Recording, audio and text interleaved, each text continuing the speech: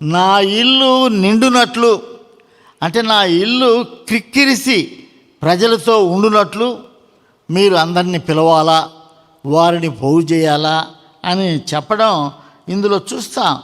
నువ్వు వెళ్ళు, పిలిచిన వారు రాకపోతే పర్వాలేదు.